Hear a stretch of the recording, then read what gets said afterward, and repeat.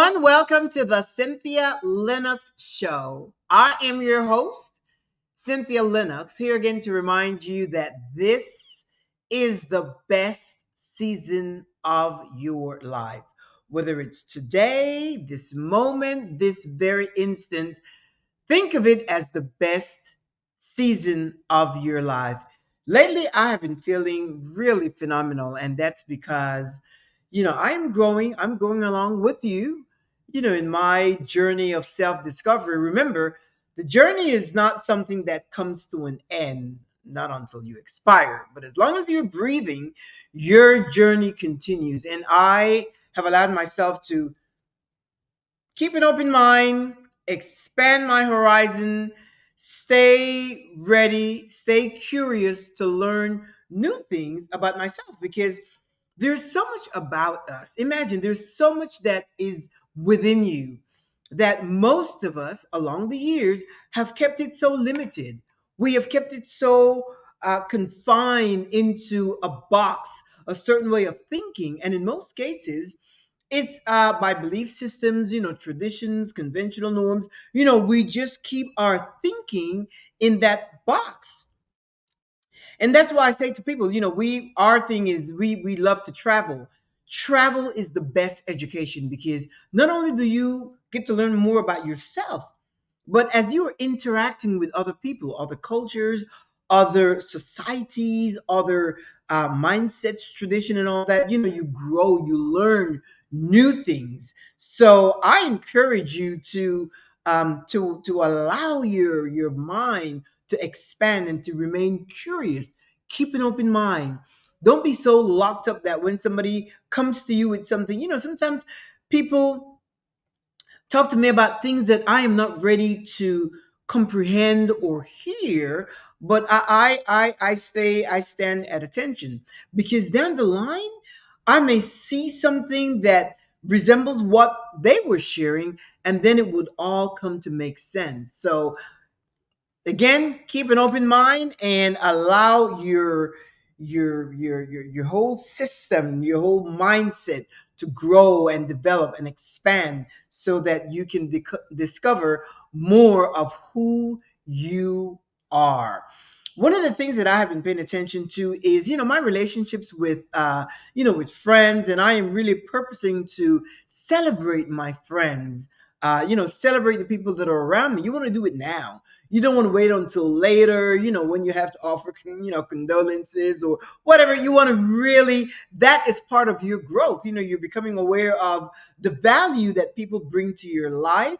And, you are intentional about bringing value to people's lives. You want to bring value. You want to bring, your worth and so forth to people's lives. So you have to be mindful of that.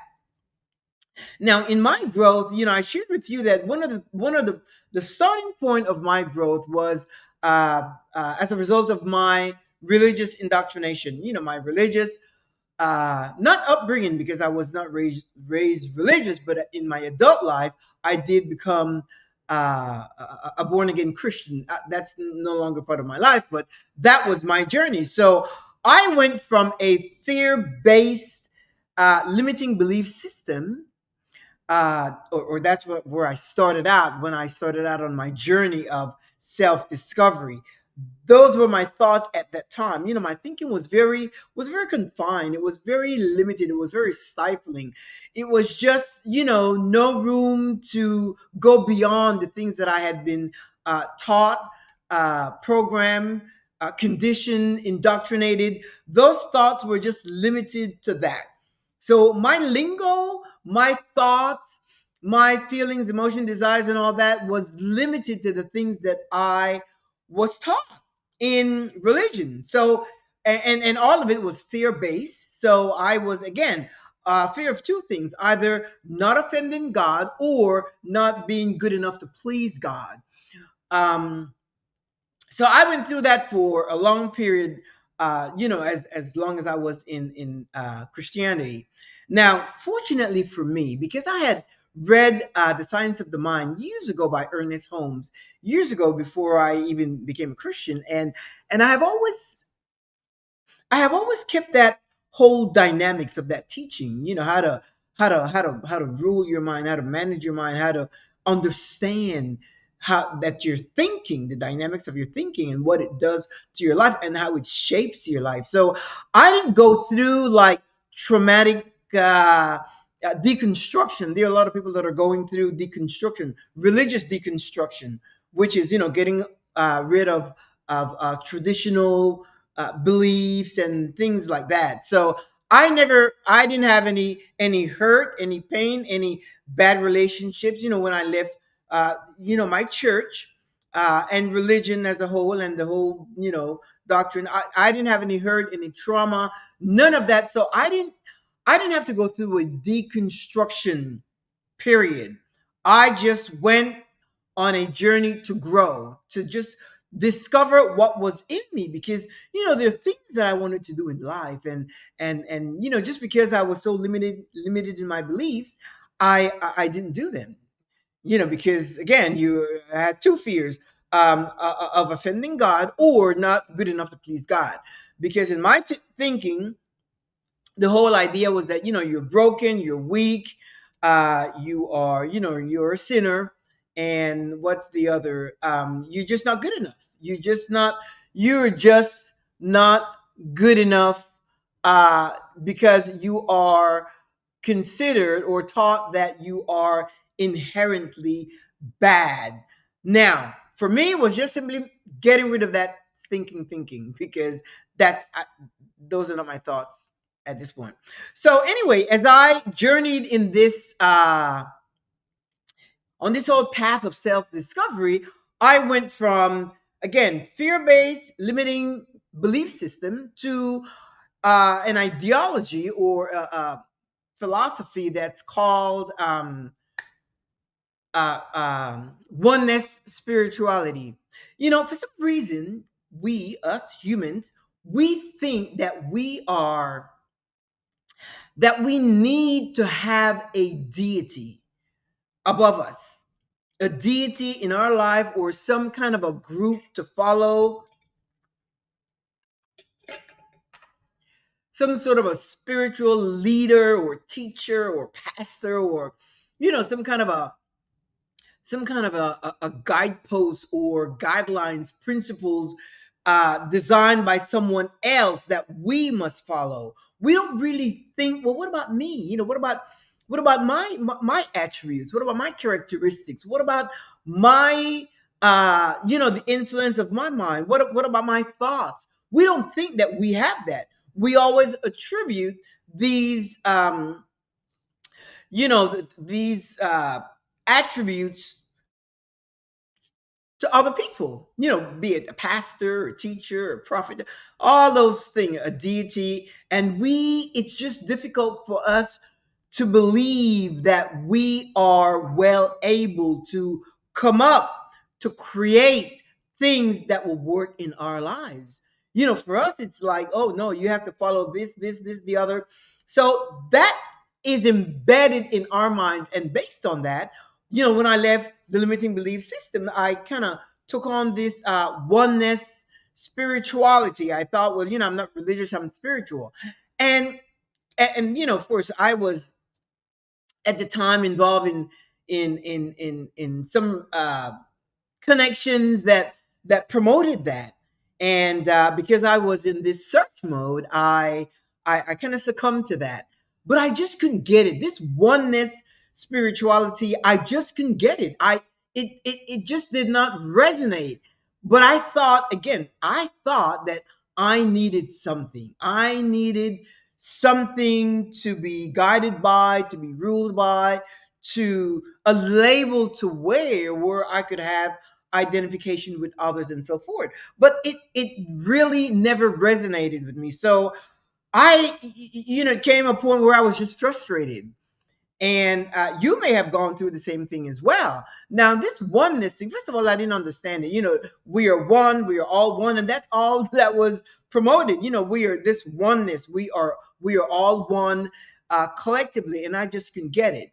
And because I kept thinking, well, yes, we are one, but I am an individual, and I recognize that my own uniqueness, my own virtues and worth was separate.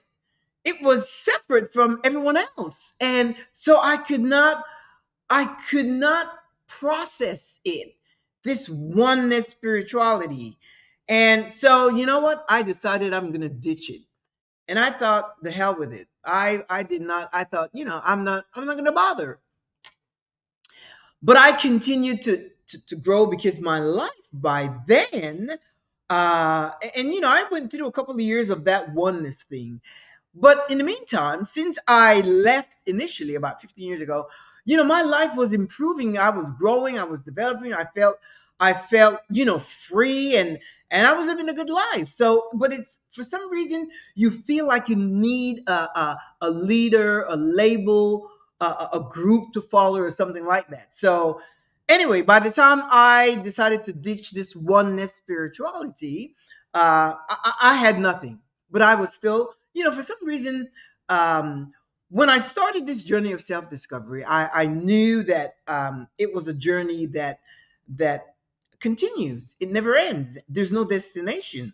Of course, it ends when you expire, but as long as you're breathing, you lend yourself to grow. Now you can remain stagnant, but then again, you can allow yourself to grow and to learn and to open your minds to the newness of different cultures and thought processes, whether it's spirituality or whatever, religion, whatever, as information, just to know. Because I remember, one person that I spoke with, and this person is from the Sikh religion, and I knew nothing about Sikh. I did not even know that that was a religion or that it existed or whatever.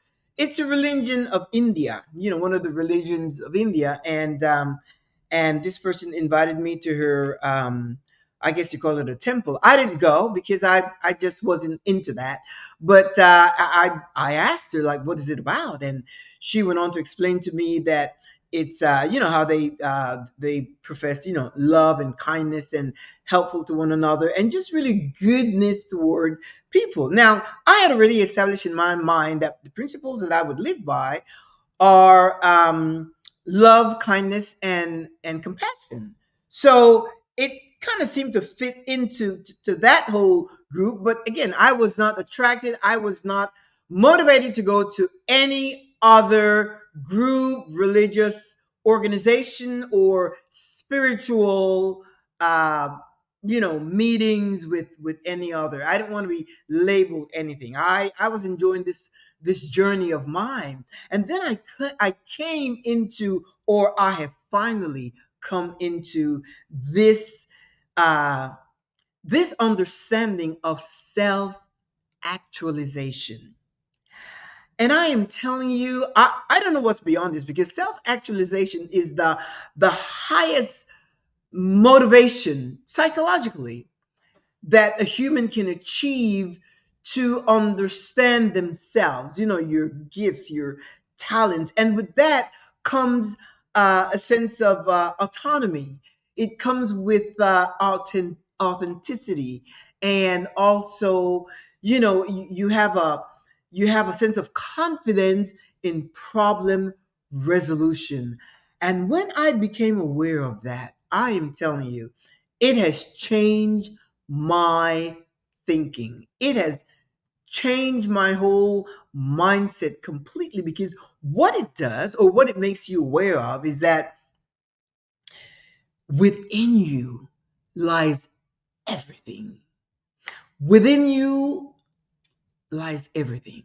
Every answer, every problem, every solution, every pathway, within you lies everything.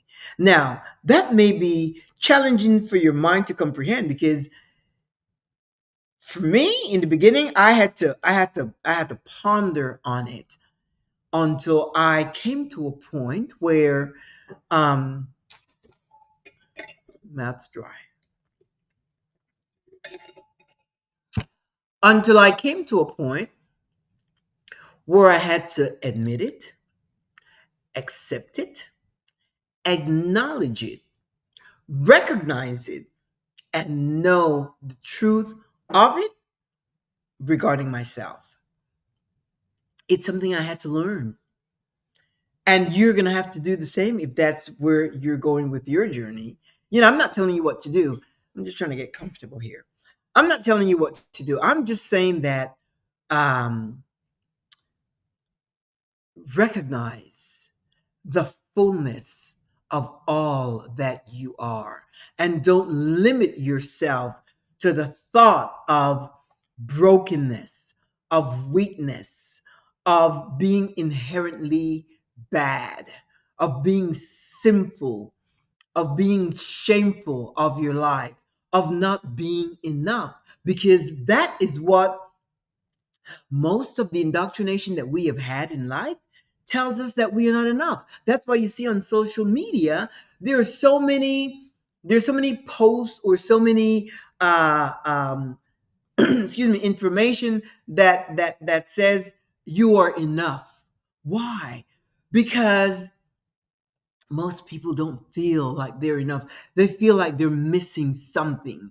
Like something is missing. You don't have the answers. You don't have the responses. You don't have what it takes to get you where you want to go. But in the inside, you know that you have this desire to do more. You want more. You desire more. You hope for more.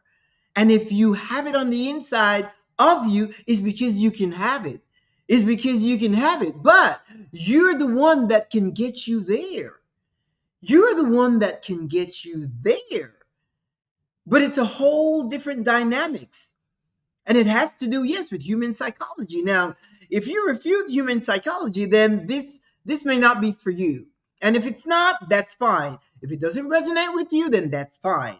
But if it does resonate with you, allow yourself to dig in further and discover the wealth, the richness of all that you are. And that's why it is said, you are enough. You are enough. Don't let anyone or any situation tell you that you are not enough, because you are enough.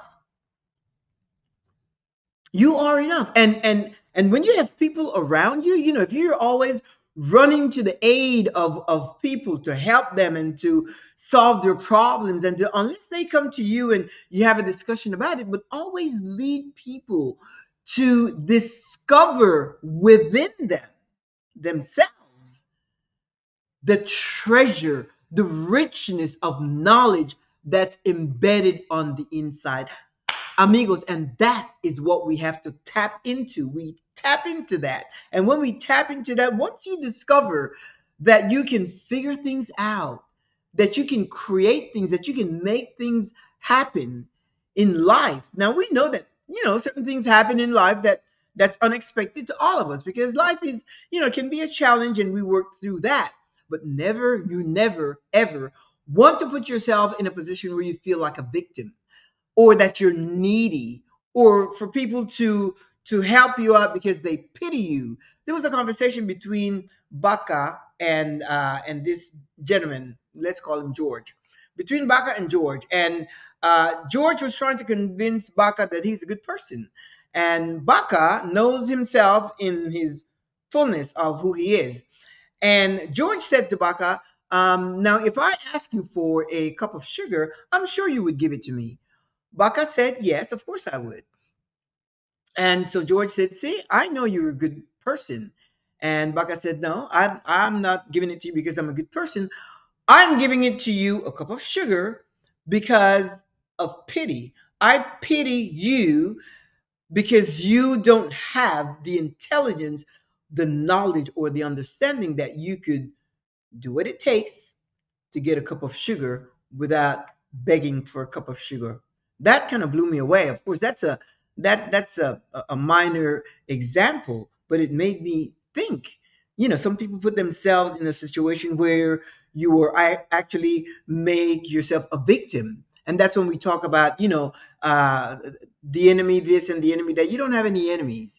We all have situations, and when they come up, we just resolve them.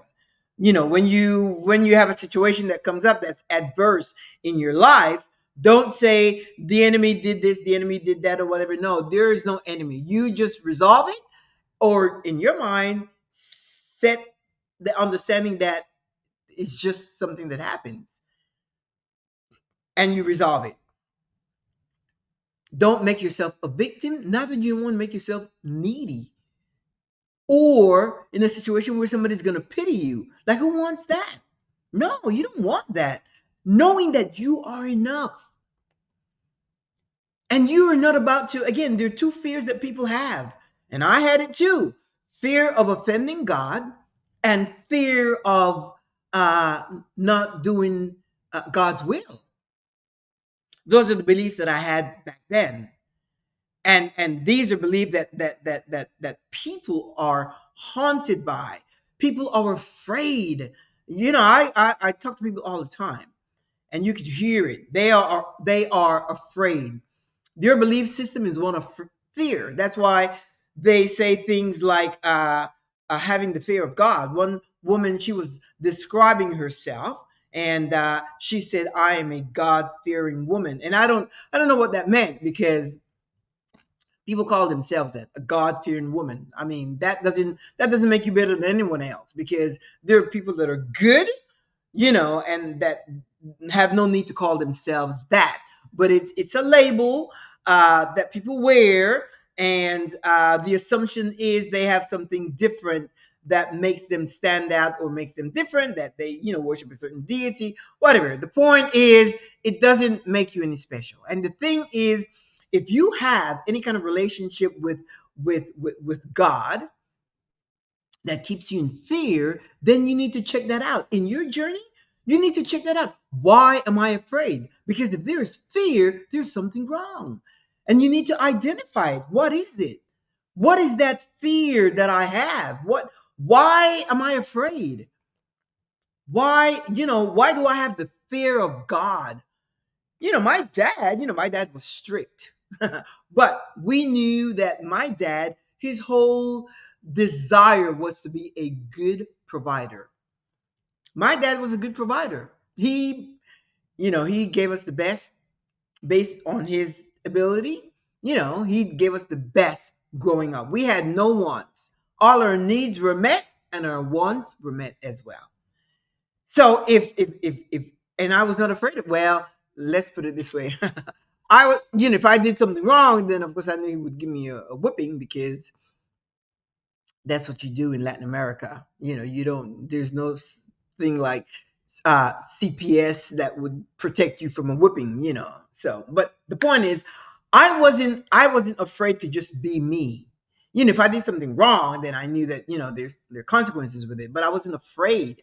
I wasn't afraid. I would address him. Dad, I need this. Dad, I need that, and so forth. And if I did that with my earthly father, and he was happy to provide. I remember when I was getting ready to have my debutante, and he was just really excited about that. And I had to. At that point, we couldn't have any kind of boyfriend girlfriend relationship. I was like 17, and I had this guy that we were dating. He was a little older. I don't know, perhaps he was probably 3, 4 years older. And I remember his dad was a banker. So I knew that he would be in the socioeconomic rank with us. And, so I thought my dad wouldn't mind. Well, my dad decided that he wanted to pick the guy that would escort me. And it was just a mess. It was just a mess. But in getting ready for the whole event, my dad, I could see how proud he was and so forth. Bottom line is, I got to take Ricardo. I got to take him, as my escort. But I had to, give an account to my dad, that his dad is a banker at this, well-known, big bank in my city and so forth. So anyway, the point is, I wasn't afraid of my dad. And so if you have the fear of God, you need to identify, what does that mean? What does it mean to have the fear of God? What does it mean? How does that affect your life? And that's why, we say you are not enough. But yes, you are enough. You're not enough. People say that because The religious indoctrination tells you that you are nothing without God, without Jesus. You are nothing. I'm talking about the Christian religion because that's what I know. That's what the religion that I was in for years, and it tells you that you are nothing without Jesus. Well, now if that's what you have in your mind, then of course you will not advance because those are the thoughts that you are entertaining. And if you believe that, because I used to believe that. I used to believe that until I come to realize, wait a minute, just imagine. You have some kids. You have two boys. You've raised them the best of to your ability, and they went off to college. They graduated, got a great job, and they move away. They move away. You are still over here and there, all the way across the country, and they're not touching base with you because they have grown, they have developed, they have matured, and now they have a family of their own. They have a wife and they have kids and whatever, right? And so they're not really looking to you for anything other than to say hi mom, hi dad, how are you doing, so and so. And they're living their lives, and then comes a point where they're doing so well financially, they come back to you and say, mom, they come home for Thanksgiving per se. And they say, mom, I think you need a new kitchen. I think you guys need to redo this house. You've raised us in this house and some changes are needed. And let's do it. And you as a parent, you get happy. Why? Because you see how well your kids are doing on their own. It's not like you are filtering information to them or sending them money or whatever. No, they are doing life on their own. And they say, let's say one son says, yes, we're gonna gut the house and redo the kitchen, redo the bathrooms, and make this brand new for you now that you're living in the house by yourselves.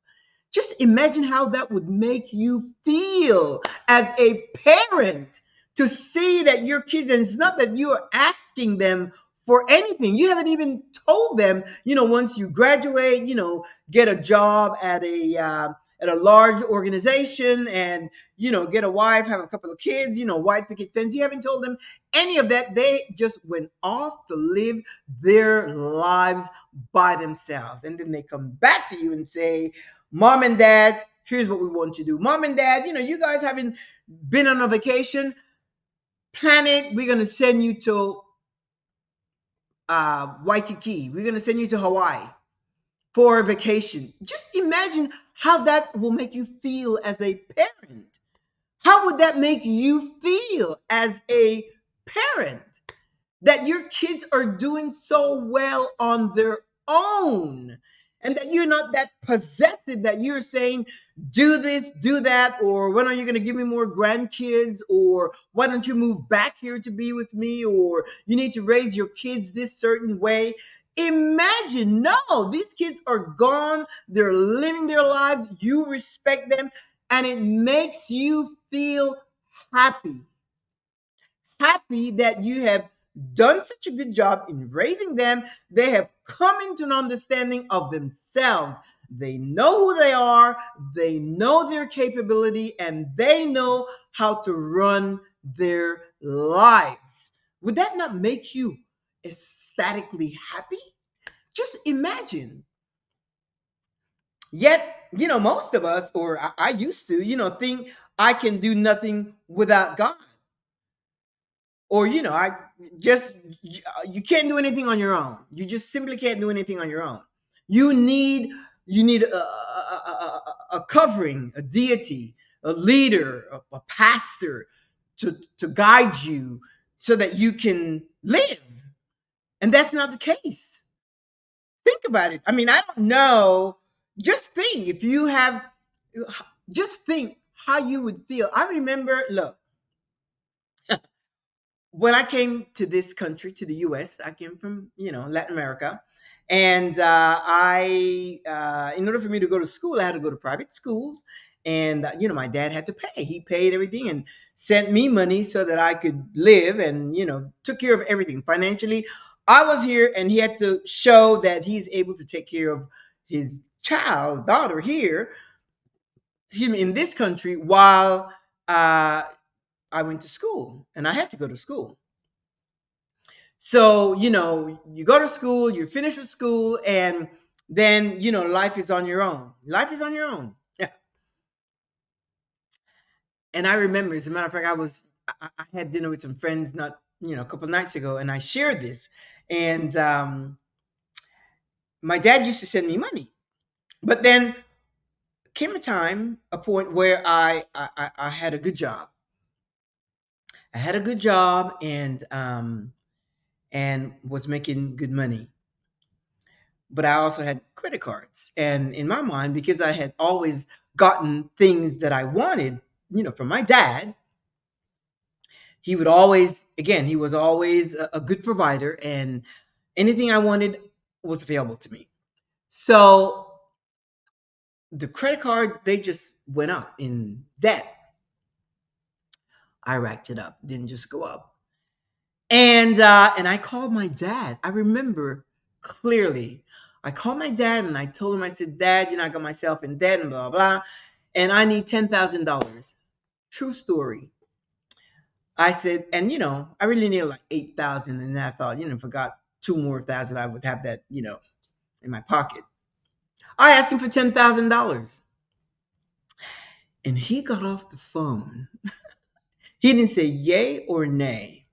But, in the past, when I was going to school, he would send money every month, and that was it. But that I had long, you know, been out of school. I was working and stuff, and he knew that. A week passed, no money. 2 weeks, no money. 3 weeks, no money. I'm getting concerned. 4 weeks, no money. And guess what? That's how I knew. That's how I learned, Cynthia, you are now an adult. You take care of your own life. You need to learn some things on your own, and you need to navigate through this life on your own. You got yourself an $8,000 worth of debt. You're going to figure it out to get out of $8,000 worth of debt. He did not send it to me. He did not send it to me. He did not say, I love you, blah, blah. He didn't say any of that. He just remained silent. And I realized, man, I'm like, wait a minute, no, no, no, no.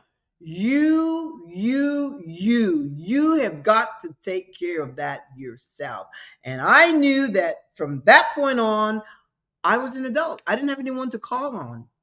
I did not have anyone to call on at all. And I just navigated life doing the things that I needed to do and figuring things out for myself.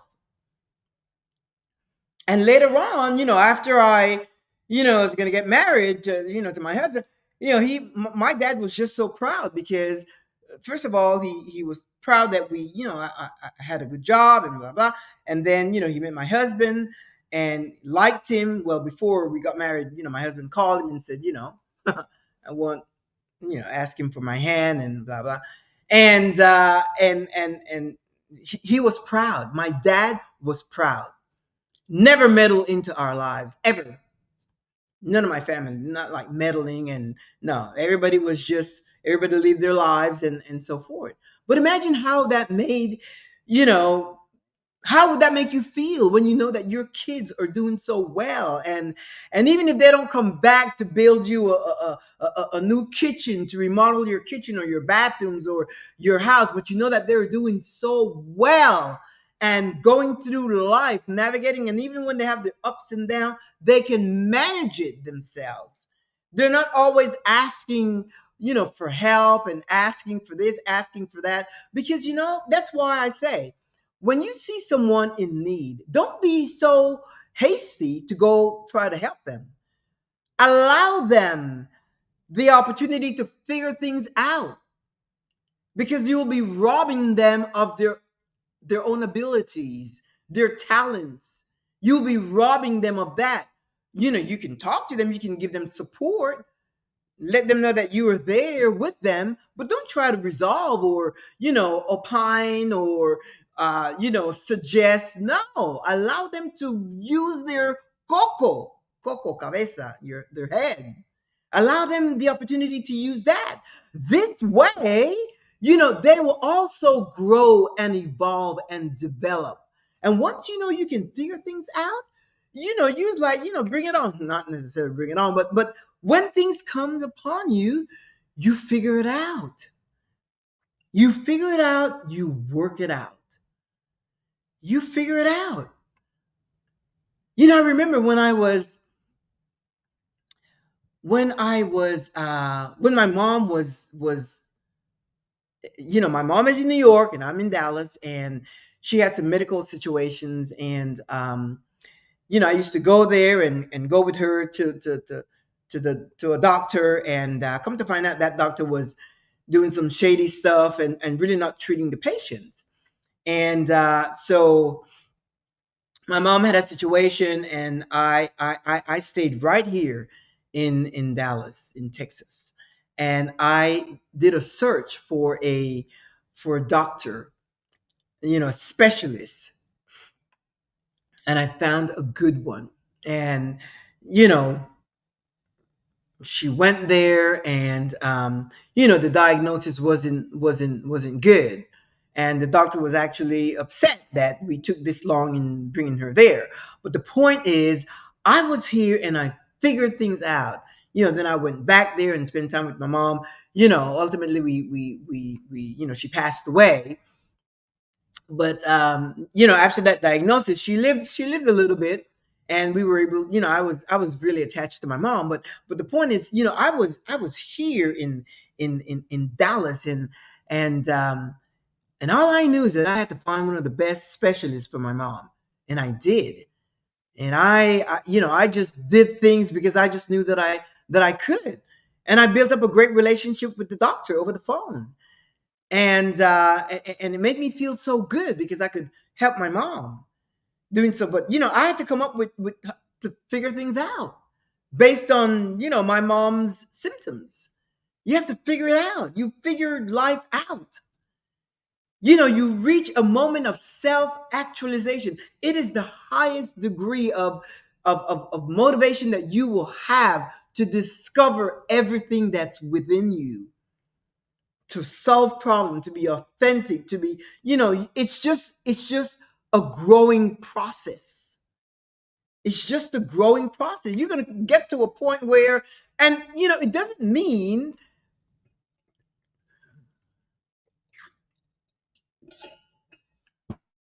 does not mean that you are isolated from the world. No. It just means that you are able to, because it's a good feeling when you can be in a position of the one that can help others. Yeah, it feels good.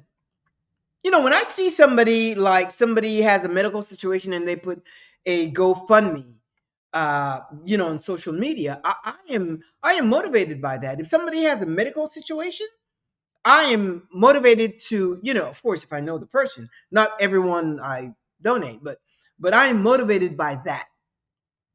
The other day, I saw a request on social media for prayer, and they said, pray for this person. She needs a down payment for rent, first and last month rent, because she's living on the street. Now, think of it. So, and then they proceeded to do a GoFundMe. So, if the GoFundMe raises, let's say, $2,500, and they're able to pay first a deposit and the first month's rent, and if this person is on the street now, not working, what's going to happen to month number 2 and number 3, number 4?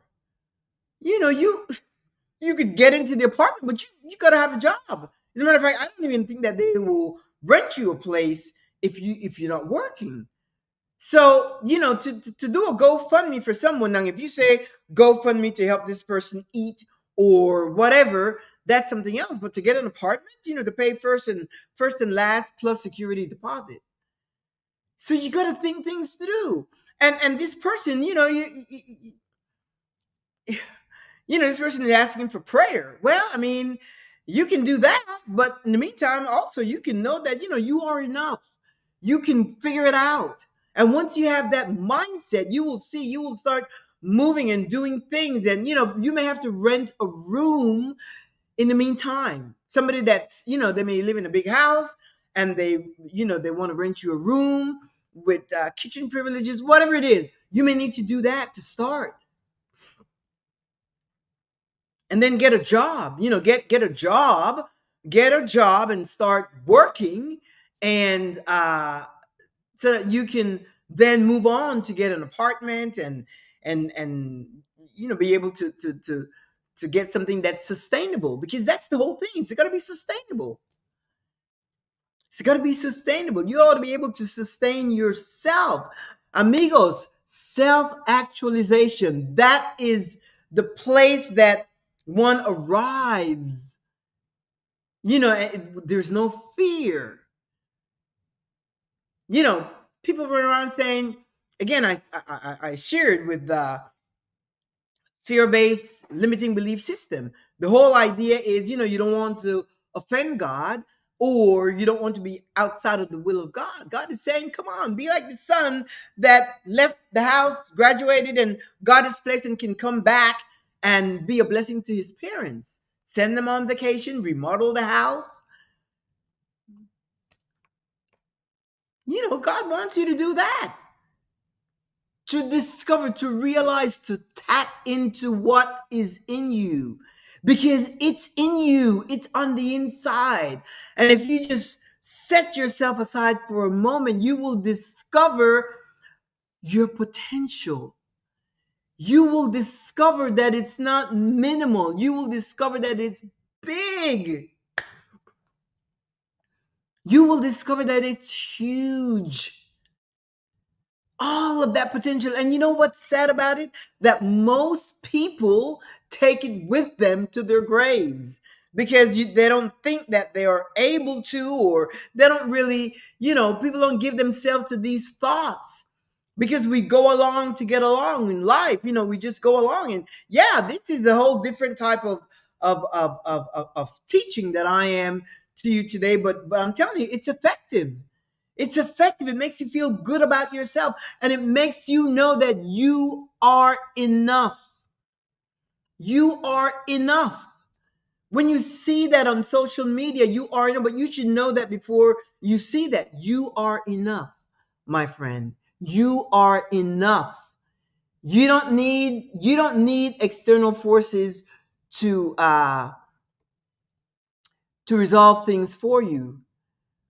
You are enough. And the same way I am bringing this to you, you have it in you to bring to someone else and to share with other people. You have something that's uniquely you. I saw on TV a couple of days ago this young woman. She was a teacher, librarian, teacher, something like that. The reason they had her on is because she did a movie, and then she had a show. And the whole idea was, how did you go from a teacher to Broadway? How did you go from a teacher to the screens? And so the interviewer asked, did you know, was that your goal? Did you know you had that in you? And she said, it's like it was a subtle thought, but something she always dismissed. She always dismissed. And one day, I don't know what was catalyst that turned things around, but one day she decided she was going to go for it. And she at home used to take a broom and pretend that she was singing and all of that, like rehearsing, practicing. And the more she did it, the more she got to understand and to realize and to acknowledge that, wait a minute, she's got talent. And eventually she got an agency, and they sent her out on auditions and she got parts. And now, of course, she left her teaching career, and now she is, on Broadway and on the screens making movies. How, the thing is, did you not know that was in there? Did you not know that was deep on the inside of you? Why did you become a teacher? Because that's what was expected. I think her mother was a teacher, her father was, and that's what was expected. She was influenced by culture, tradition, conventional norms. That's just what happens. That's a secure job, and that's what you become. What's on the inside of you, amigos? What's on the inside? What is on the inside? I mean, you may want to become an actor. That's not impossible. You may want to become an actor. You may want to become a comedian. You may want to become a psychologist. It's not late to go back to college. And you can do it online. You may want to become to participate in the corporate world. An executive, corporate executive. You may want to become a makeup artist. You may want to travel the world. And if that's what you want to do, you can find a way to do that. I had a conversation with a connection that I have, and we were talking on the and this person, was talking about her travels, and I said, yes, I like to travel as well. And, I would share something and then she would share. It's not somebody that I know. It's somebody that I'm just kind of getting, well, I mean, we're part of the same group of women and so forth. And, she said she just came back from doing a 6 country tour, and then she's going on another 5 country. And I said, wow, that is fantastic. I said, and most of the places that she had been, I have also traveled there. And I said, well, you know what? I said, so far, because, we all know that there's like, 195 countries in the world. And I said, well, I have traveled 56 countries and have taken 26 cruises. And then she wrote back and she says, well, I have traveled to 93 countries. I thought, oh, that is amazing. I said, you get the medal for world traveler. And so I sent her a thing with 3 gold medals. I said, you are, I mean, as far as I know, because a lot of our friends, they travel all over the world. As a matter of fact, one friend is getting ready to go to Spain on a cruise, and another friend is going to Crete, Greece. And our friends, that's kind of, when we meet, the whole thing is about sharing. But this person, I don't know this person, but they traveled to 93, and she says that's one of my guilty pleasures. I said, you need to do it unapologetically. And it was just a great conversation because we both had that in common. And I had never met anyone that had traveled that extensively. I know, well, no. I know this person, a young lady, graduated, got her master's and so forth, and just travels all over the world. She may have covered at least 125 countries. This person that I know, a young woman. And I think it's just so fascinating. So whatever it is that you want to do now, I'm not going to ask them, how they do it. That's none of my business. I am just excited to know someone that, has been to that many places, countries in the world. Can you imagine the experience, the richness of their knowledge, the places that they have been and all that they have learned? Is like, what's in you? And obviously, they are just, I mean, I would really like to get to know this other woman, the one that traveled 93 countries, just to pick their brains. Like, what is it that you see? What is it that you learn? What motivates you? What inspires you? What encourages you? What gets you going to do that?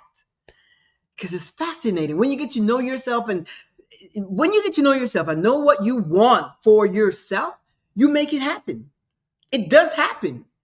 Whatever it is, even if you want to be a clown, And I mean that seriously. Clowns make money. If you want to be a clown, I don't know if anybody that wants to be a clown, but and some people by default may be a clown, but that's not the whatever it is that you want to be, whatever it is, however you want to navigate through this life, you have it within you. It is embedded on the inside. When you reach a place of self-actualization, that's the place where you know that you can do it. Your skills, your talents, your expertise, it's all in there and it starts to come out. And those things that may seem like, no, I can't do that now. I shouldn't try to, no, no, no, no, no. As long as you're breathing, as long as you are breathing, it is attainable. You can do it. Be logical, not simply believe, because believe, there's no substance to believe. And I know some of you may not like that statement, but there's no substance to believe. Belief is yours. Belief is your thing. If I have three people here and I say, identify this. How do you see it? How do you see it? How do you see it? I will have three different answers. Why? Because belief is such a personal thing. There's no substance. There's no logic to believe. You can believe anything. The world is flat, the world is square, the world is round. You can believe anything. There's no substance. You can say, I believe it's going to rain, but then I'm going to follow the weatherman because they have modules and they have things that they go by and they study the, precipitation and all of that to determine the forecast. But if you say, I believe it's going to rain, I believe it, that means nothing to anyone other than yourself. So it's not a matter of believing, it's a matter of doing, of knowing. And even if you get to a place where you just want to rest and, introspect, bring your thoughts together and so forth, you can do that. However you choose to do it. It is you, self-actualization. You can do it. It brings you into a place of autonomy. Again, it doesn't isolate you from the world, but when you walk around knowing that you have what it takes, if somebody wins the lottery, and let's say they win $50 million, they have $50 million in their bank. That means they probably, $100 million, whatever. And they walk around, they walk around with money, knowing that they can buy whatever they want. Puts you in that position. Why? Because you have the financial resources. Think of it that way. Think of it that way, that your $50 million, is already on the inside of you. It's embedded to do the things, whatever it is that you want to do. You have it on the inside of you. It's inside. It's innate. Innate. You've got what it takes. It's you, my friend, to reach a point of self-actualization. And there are steps. It's just recently that I have come into being able to put a name on it, because I've been kind of living this way for the longest time, but I never really understood the dynamics of it. Now that I do, now that I understand it, I will be so mindful. You accept it, you admit it, you acknowledge it, you recognize it, you know it. It's just wonderful when you reach a place of knowing that you are. And you know what? Just like the kid who left house and the parents who, provided and they graduated from college and, the parents are happy. In your case, God is happy. If that's your rule of thought, and I say that because some people that have that respond, they talk about their limitations in their beliefs and their fears and all of that. And that's something that you're going to have to work out. You're going to have to work that out, because again, that is something so personal, your belief system. That's why I don't subscribe to a belief system. Obviously, we all have certain things that we believe in, but I don't even share any kind of beliefs with anyone, because it means nothing to no one. And those beliefs can change. those beliefs can change. So I don't, I believe nothing when it comes to, that whole spiritual thing. I don't subscribe anyway. The point is you have it within you. You make yourself happy, and you will see how your life will transform when your mind is renewed. And that's the whole thing. Your life will transform when your mind is renewed. People want to renew. uh I started this and I forgot. Hi, sweetheart. I'm on the show. I'll call you right back. That was my sweetheart. I forgot to put my phone on uh do not disturb. And even when I put it on do not disturb, I forgot to tell him because or to remind him. Anyway, the point is this. You have got it in you. You have got that in you. You have got it. It's in here. Your $50 million, it's in here. Think of it that way, and you can spend it however you wish to. You can spend it however you wish to. However you wish to. You have the autonomy. You have the freedom, because that's what it brings. It frees your mind. Again, because your mind is renewed. When your mind is renewed, your life is transformed.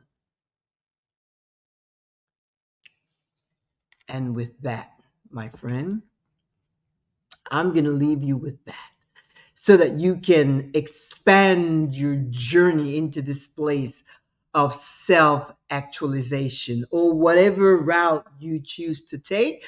Just expand your journey and make it rich. Learn stuff and discover things, and tap into the richness and the wealth that you have on the inside. I come here every Thursday at 2 p.m. Central Standard Time, and share with you. And if you miss our date, you can always pick it up 24/7 on YouTube, LinkedIn, Facebook, and so forth. See the icons down here. And if you want to write me, you want to jot me a note or share some things with me, or let me know what's going on in your life, you can write to info at the I will get your email, read it, go through it, and if there's something that I need to share, or if I need to touch base with you, whatever, we can do that. We can do that. I am also a certified life coach, and I can get you going. I can get you going, inspiring you, motivating you, and just a guide. And if it's not me, find yourself there's so many great uh, life coaches around. People that really are skilled and talented. There's a skill to this whole thing. There's a skill to it. But the reward is to see people's lives transform when they start thinking differently, when you become aware consciously of who you are, and get rid of the limiting belief of you're not good enough, or that you are inherently bad, or that you're weak, or that you're broken. You're none of that. You're not weak, you're not broken, and you are not inherently bad. So get rid of shame and judgment and criticism. Get rid of all of that from your life and be all that you are. Discover all that you are so that you can show up in the fullness, your true, authentic self, unapologetically. And with that, I'm going to say au revoir for now. I'll say ta-ta. I'll say hasta luego. And I will see you next Thursday Same time, same place, with something new. Enjoy a fantastic weekend, and I will see you next week. Remember, you gotta go to work tomorrow. For those of you that, still have to go into work, but